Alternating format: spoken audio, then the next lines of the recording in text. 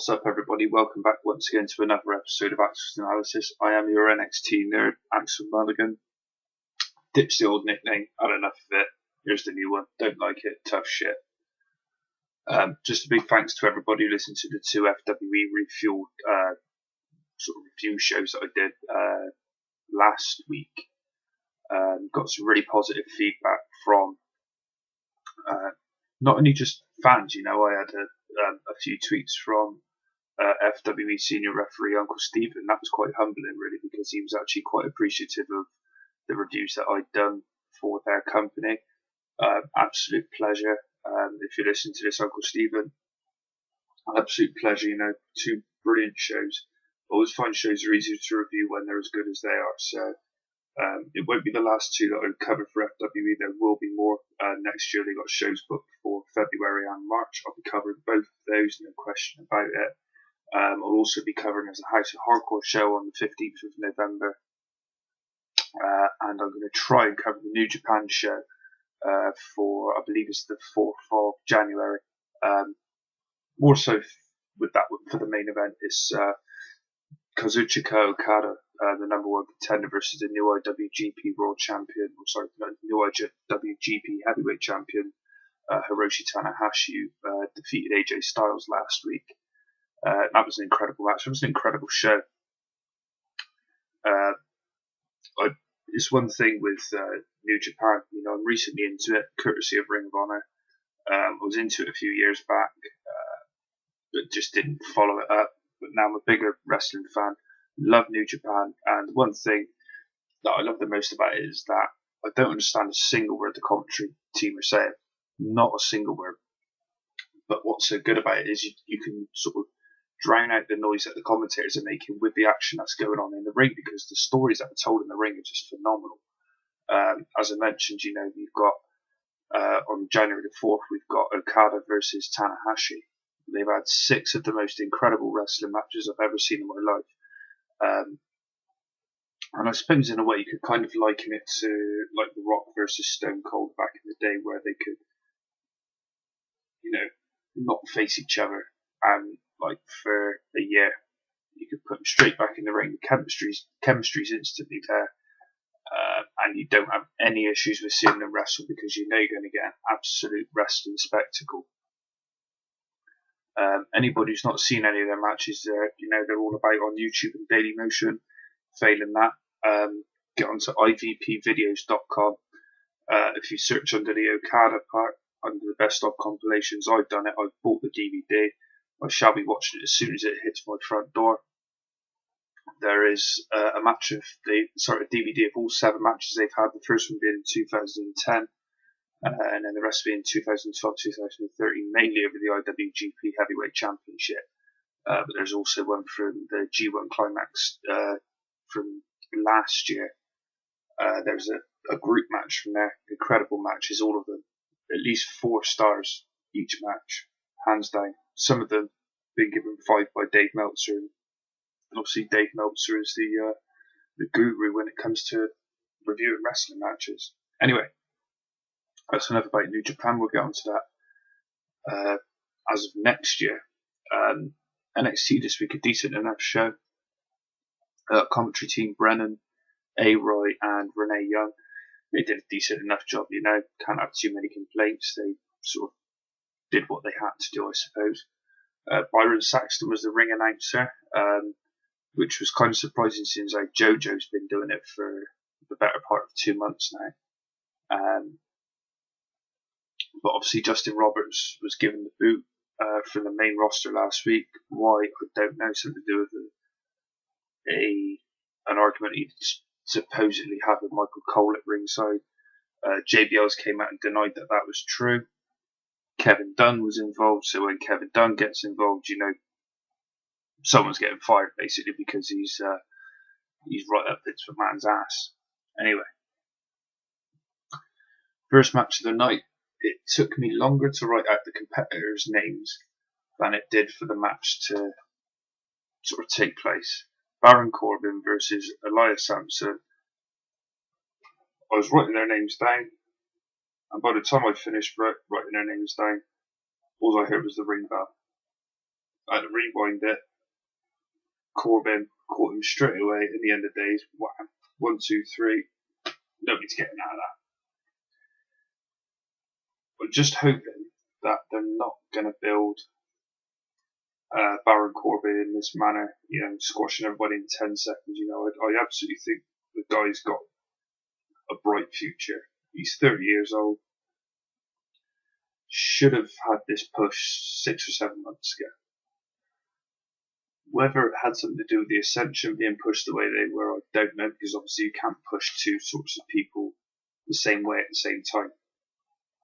Obviously the Ascension, a lot of talk of them moving up to the main roster, so now's the time to bring Baron Corbin in to give him a similar sort of push, I suppose. I really hope that he's not going to be squashing guys like that, just easy as you like for the next year, because it's just going to deter me away from watching him, because I would be a hypocrite if I carried on watching Baron Corbin after seeing the Ascension but the way they were and basically slagging it off. I'm hoping he gets a proper feud. I'm hoping he gets some decent matches to show what he can do in the ring, other than just using like the end of days and a few punches and a few kicks and throws and stuff. I really want to see what he can do, not what we already know that he can do, if that makes any sense. Anyway, next part of the show was a Sami Zayn promo along with Tyson Kidd, and Sami got the loudest Ole chants I've ever heard in NXT.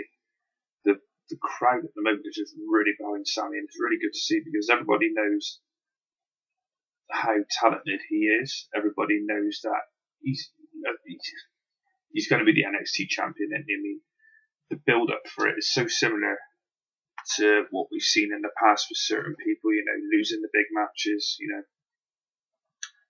Lost to Cesaro, he's lost to Adrian Neville, he's lost to Bo Dallas. He's lost all these big matches. Lost another big match last week against Titus O'Neil. Similar to the Jeff Hardy build-up, I suppose, in 2008, 2009, when Jeff was getting title opportunities against guys like Triple H, Randy Orton, Edge, so on and so forth. And he kept losing and losing and losing. And then Armageddon 2008, they pulled the trigger on him, and bam. For the next 9 months, Jeff Hardy was easily the number one guy in the WWE. Whether they perceived him to be the number one guy in the WWE is another matter, but in the eyes of the fans, he was easily their guy. He was the number one guy that everybody wanted to see. There was nobody who got bored of Jeff. There was nobody who was upset when Jeff won the World Championship or won the WWE Championship, and I think it's going to be the same sort of thing for Sam. When they finally pulled the trigger on him, beware, because it could be one of the most exciting NXT title runs ever. I mean, in all fairness, I'm a big Adrian Neville fan, but he doesn't have the character to carry the belt the way like Seth Rollins did, for example.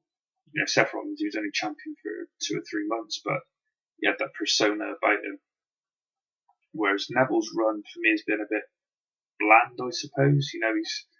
He's not faced a wide variety of opponents yet. He's held the belt for 8 months. He's faced Sami Zayn, he's faced Tyler Breeze, he's faced Tyson Kidd. From the main crop of NXT guys, I think he had one defense against Brodus Clay. I don't really remember too many others. I can't remember if his match against RVD was a title match or not. But yeah, I mean, as much as he's defending the title on a regular basis, it needs to be against more like a wider variety of opponent. 8 months and I just rolled off like 4 or 5 opponents.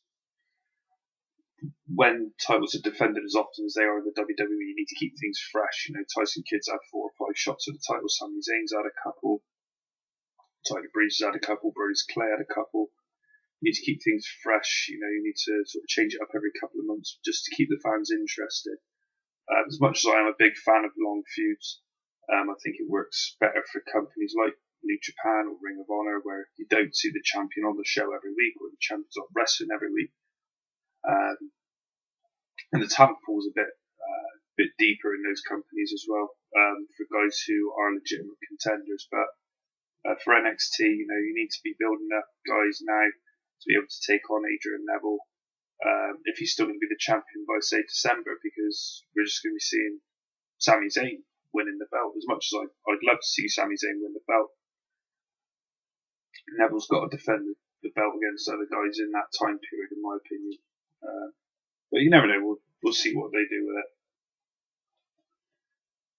Basically, Sami comes out for his promo and tells us that it's time for him to go after the one thing that's eluded him, and that's the NXT Championship.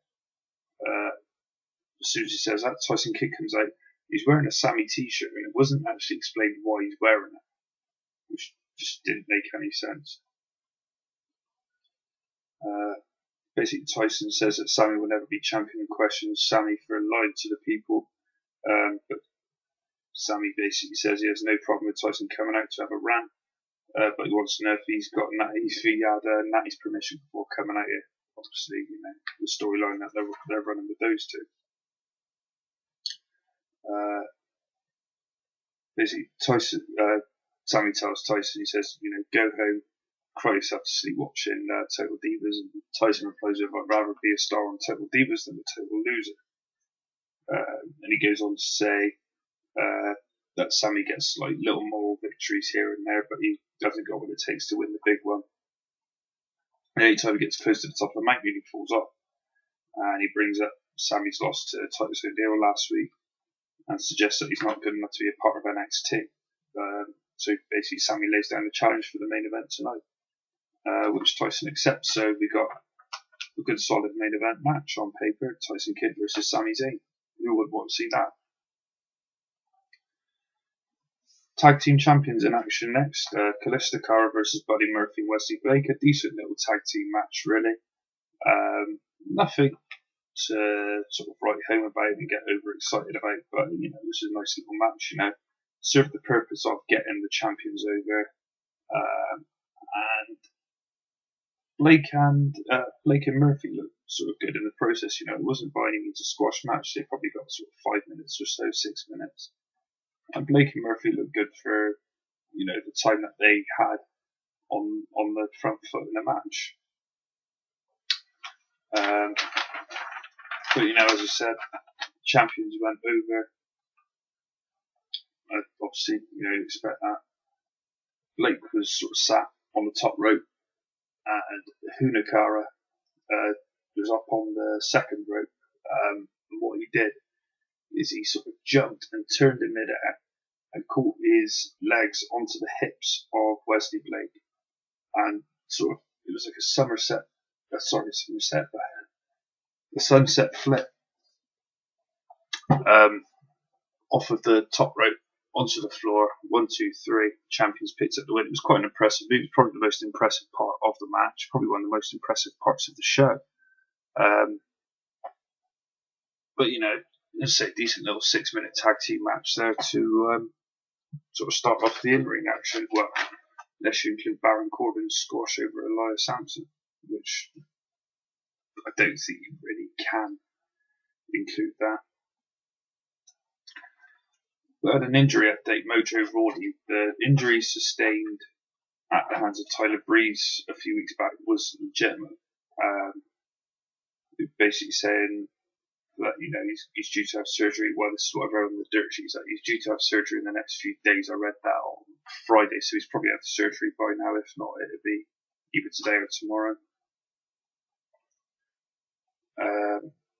When he says he's injury free, when he's injury free, he's going to come back and says he's going after Tyler Breeze. He says he hasn't forgotten who did it to him. So, depending on how long Mojo's going to be out for, I'd love to see Tyler Breeze as one of the next people moved up to the main roster. So, depending on how long he's going to be out for, is it going to work? If he's going to be out for 6 months, 8 months, is Tyler Breeze still going to be on the NXT roster? I'd like to think not, because there was talk of him being paired with Damien Sandow and The Miz, which I'm hoping that goes in a completely different direction. And if you want to know what direction I'm talking about, listen to James's Wrestling Rambles this week, where I'm going to be a guest. I'm going to try my very best to bring that up. Anyway, Mojo, I mean, it's shoulder surgery, you know. I've seen guys out for 6 months, I've seen guys out for 2 months. So it all depends on when he's going to be back, really, on whether he's going to get to have this chance of redemption at Tyler Breeze, sorry. But one of those things, you know, we've got to wait and see what happens with it. Charlotte versus Becky Lynch was up next, women's match. The first of 2 women's matches on the show. And this was decent enough, you know, very competitive. Becky Lynch again showing why she's, you know, she's really feisty. Shows why she's sort of as highly regarded by a lot of people as what she is. That's a good thing, obviously, because, you know, it's if you've got one person on social media spreading the word Becky Lynch just had this really good match, more people are going to be wanting to watch Becky Lynch even more in the future, and that'll only raise her stock in the WWE. And the same with Charlotte, you know, I had a lot of doubts about Charlotte leading up to the first takeover event. All those doubts have sort of been washed away. I mean, she's had a couple of crappy matches since, but who doesn't have crappy matches? I mean, Rob Van Dam, one of the biggest names in sort of recent wrestling history. Had quite a few crappy matches when he came back this year, and yeah, that's me comparing Charlotte to one of my all-time favourites. But you know, in this match, Becky just showed why she can hang with Charlotte, and Charlotte showed why she's the champion. You know, very tenacious competitor. She won with the natural selection, as you'd expect. And later on in the show, we cut to a little backstage segment. Sasha Banks is in her dressing room, applying all her makeup and whatnot, and Becky Lynch walks in, and Sasha basically says she needs to take a long look at herself in the mirror before she sort of thinks about becoming any bigger than what she is. Teasing a heel turn, I think, for Becky to team with Sasha Banks, you know, not necessarily having a reformed or, you know, repackaged BFFs, but it's just somebody to be on Sasha's side, I suppose. One of my favourite parts of the show, Enzo Amore and Colin Cassidy versus the Legionnaires. We get the usual stuff from Cass and Enzo. I actually found out a few weeks ago that Enzo Amore was born on the exact same day as me, December the 8th, 1986. I thought that was really cool, and I thought I'd just throw that out there. Completely irrelevant, but obviously, as always, the crowd loved Enzo and Cass. You know, the stuff that they come out with is just brilliant.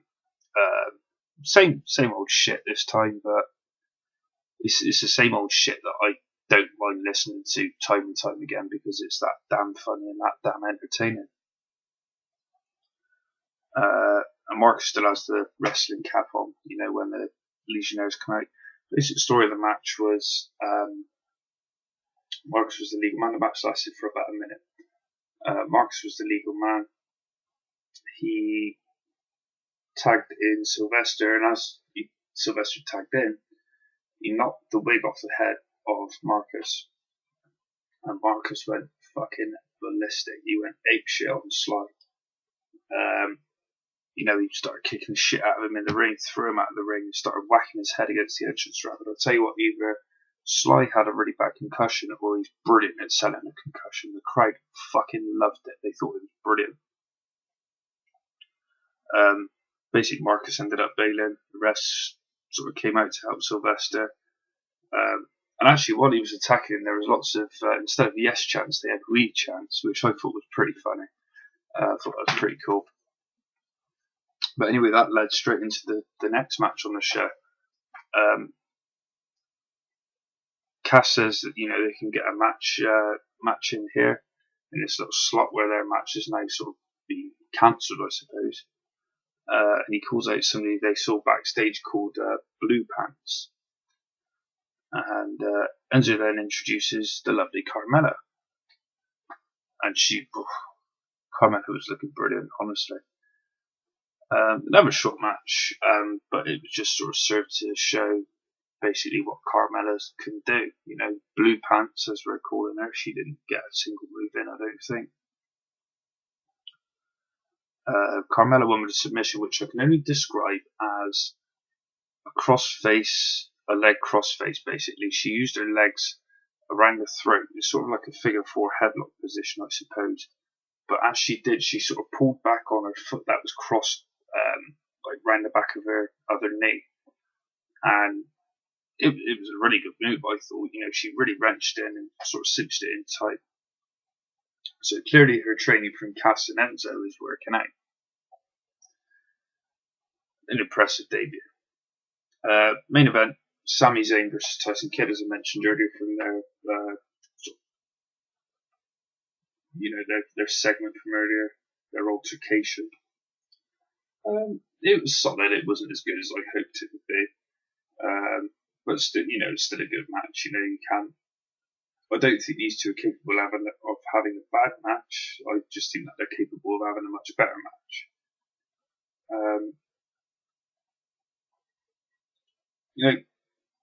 Sammy's had sort of several NXT Championship matches.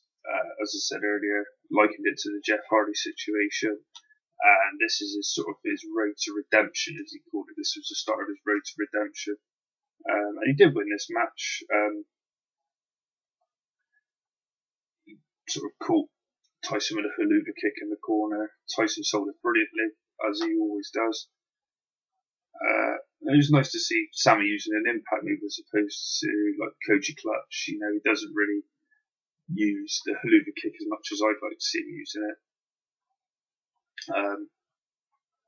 But I love the Koji Clutch, don't get me wrong, but it's nice to have sort of a couple of variations for finishing move. Similar to Paige on the main roster, she's got 2 or 3 different finishers these days. Sami Zayn, 2 or 3 different finishers now, which is always good to see. They've always got the optional, like Blue Thunder Bomb. I suppose that could easily finish off an opponent, as much as this more of a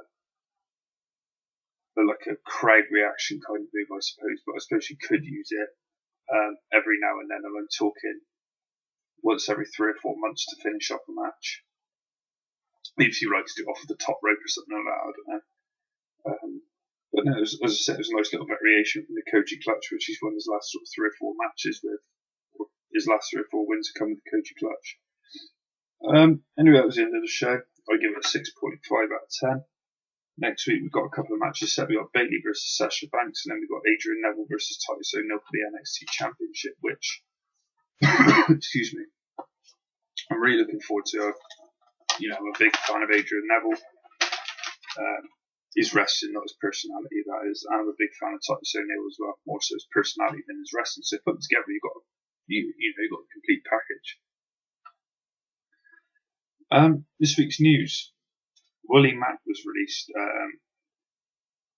Didn't really understand it. He didn't. I don't think he even got given an NXT name, did he? But it's a shame he didn't make it to TV. But he can go back to the Indies now. Hug the road, as they say. He excelled on the Indies for quite a long time. And the other news is they're talking about having a takeover event at WrestleMania Access, and I think that would be fucking brilliant. They're saying, the only problem is that they could come across is that you'd have all the other Access events going on at the same time. It's a brilliant idea for you, Vince McMahon, Triple H, Stephanie McMahon, if you listen. You close down the other events for 2 hours while the NXT TakeOver show is going on. Does that not make sense to anybody else? No? Okay. But yeah, I'd like to see that on the show. I think that would be, at that weekend, I think, network ratings would go through the roof for NXT. As much as a lot of people love NXT as it is already, I think having a live special at WrestleMania Access would just be brilliant. Excuse me a second, just going to sip my drink.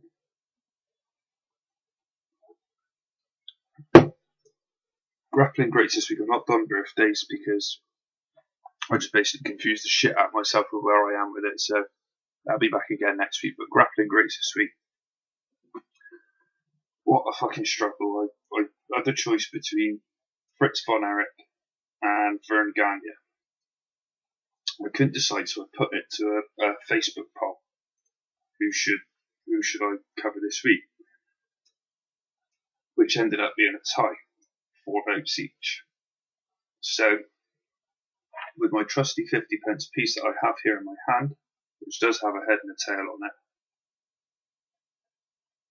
heads I'm going to do Vern Gagne, tails I'm going to do Fritz, and the other one I'm going to do next week. Because I just couldn't decide between the two, because both men had such a big impact on the business. Facebook couldn't help me decide, Twitter couldn't help me decide, so I'm putting it down to fate. Heads is Vern, tails is Fritz. And it's a tail, so I'm covering Fritz von Erich this week, and I'm covering Vern Gagne next week. So what I've done is I've written out the pieces for both men, just to make sure I didn't get caught with my trousers down.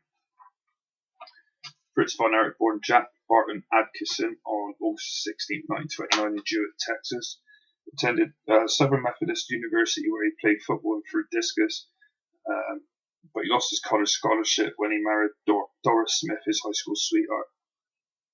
I think I'm right in saying when I've got the Triumph and Tragedy of World Class Championship Wrestling DVD, and I'm pretty sure I'm right in saying that Jack Adkisson, or Fritz von Erich, whatever you want to call him, could have thrown discus at the Olympics if he wasn't married. I think that was the scenario, but I don't remember exactly how it went. But Kevin von Erich said on there that he could have thrown at the Olympics. And I'm pretty sure, as I say, I'm pretty sure it's because he was married that he couldn't. He tried out for the Canadian Football League, but due to injuries had to give up football. But while he was in Canada, he met Stu Hart, who trained him to become a wrestler, and he took on the persona of Fritz von Erich and teamed with his quote-unquote brother, Waldo von Erich.